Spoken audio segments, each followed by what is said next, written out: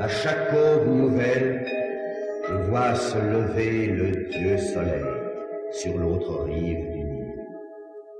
Son premier rayon est pour mon visage tourné vers lui. Depuis 5000 ans, j'ai vu se lever tous les soleils dont les hommes aient gardé la mémoire. J'ai vu la première clarté de l'histoire de l'Égypte, et je verrai demain s'embraser encore l'Orient pour un nouveau jour. Je suis le gardien fidèle aux pieds de son Seigneur, si fidèle, si vigilant, si près de lui, qu'il m'a comme prêté son visage. Je suis l'ami d'un pharaon, et je suis aussi ce pharaon. Le peuple qui m'adorait m'a donné au cours des siècles beaucoup de noms.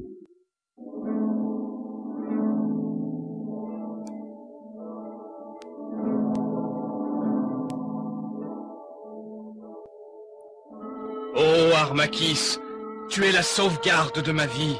Ouroun, protège-moi. Dieu grand, puissé-je te voir tous les jours. Seigneur du désert, Seigneur du ciel, souverain de l'éternité.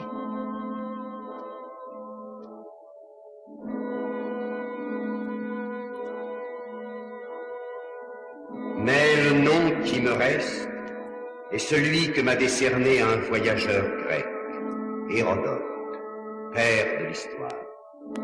Il m'a appelé Sphinx, comme si j'étais de son pays. Et c'est ce nom qui m'est resté. Je veille au bord du Nil, sur le glorieux plateau de Gizeh, dont tous les monuments, du plus modeste au plus vertigineux, sont des tombeaux.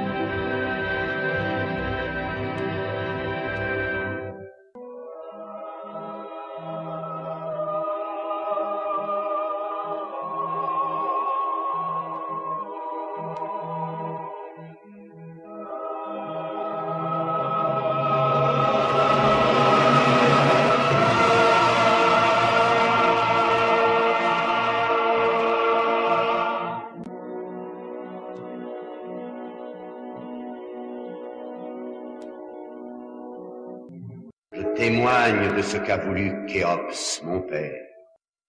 Braver le temps pour l'éternité. J'ai vu passer Antoine et Cléopâtre, Alexandre, César et Bonaparte se sont arrêtés à mes pieds.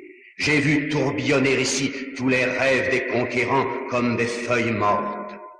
J'ai choisi pour devise un proverbe arabe qui dit: l'univers redoute le temps, mais le temps redoute les pyramides.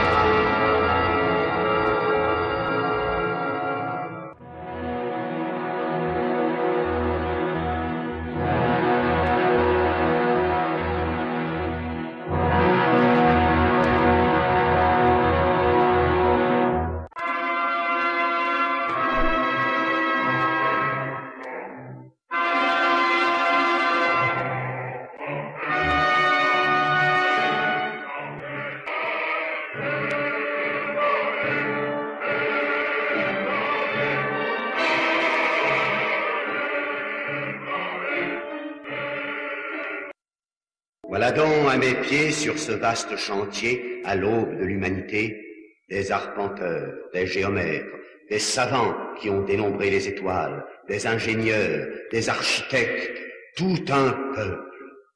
alors même que dans le reste du monde, les hommes chassent encore dans les forêts ou s'enferment dans les cavernes.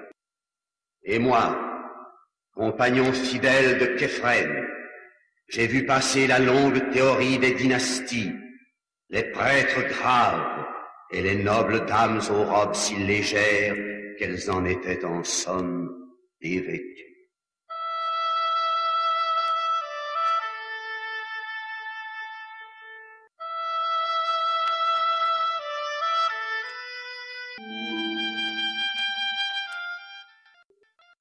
Jette les yeux sur moi, ô mon fils, écoute-moi, et tu porteras couronne blanche et couronne rouge, couronne d'amont et couronne d'aval, couronne de haute et de basse Égypte. À toi sera le pays dans sa longueur et dans sa largeur.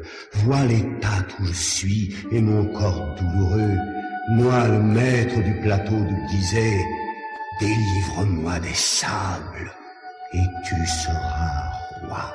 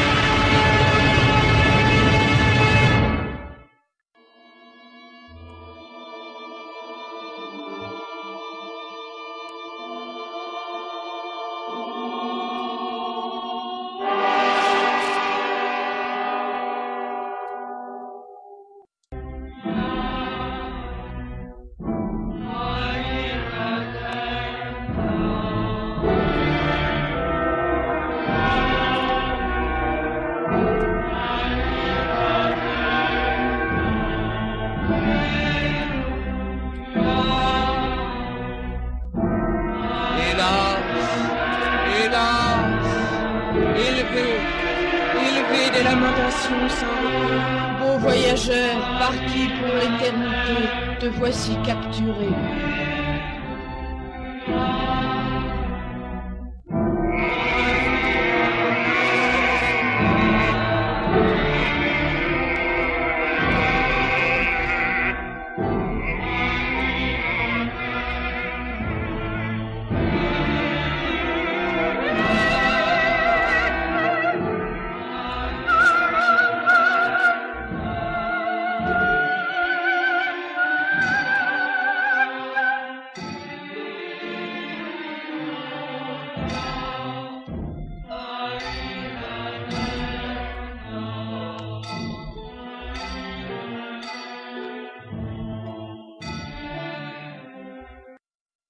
Moi, qui connais les étoiles indestructibles, je sais que le Nil qui a fait l'Égypte ne peut pas la défaire. J'ai vu les conquérants venir méditer en ces lieux et baisser la tête. J'ai vu Alexandre le Grand, beau comme un barbare, réfléchi comme un prophète. Il dort quelque part, couché dans cette terre, attendant sa résurrection. J'ai vu César un soir, il craignait le soleil. Cléopâtre, notre dernière reine, avait obtenu un enfant de lui, en vain. Césarion, pharaon dérisoire, mourut sans avoir régné. J'ai vu Bonaparte et ses longs cheveux, les siècles passaient sur moi, et ces grands capitaines n'ont fait que soulever du sable. J'ai connu des heures cruelles. Un émir irascible, au Moyen-Âge, trouvant mon sourire païen et vaguement narquois, me fit défigurer à coups de canon. Les enfants alors me trouvèrent laid, je leur faisais peur. Personne ne venait plus prier à mes pieds. Personne ne m'entendait plus. Les clés de la vieille Égypte étaient perdues. Le sable m'ensevelissait presque. Toute notre science, toute notre âme, roulée dans des milliers de papyrus, dormait inintelligible au fond des tombeaux muets.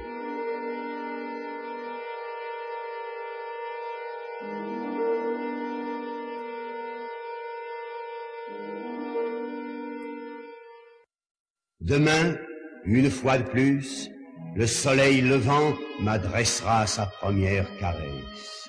Des milliers de soleils se lèveront encore, et notre témoignage, le plus ancien de l'histoire, restera le plus haut, le plus pur.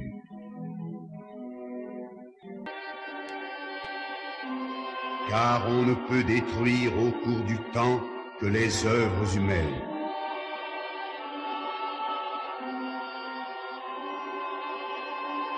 Mais l'esprit qui a conçu ces monuments, lui, est impérissable.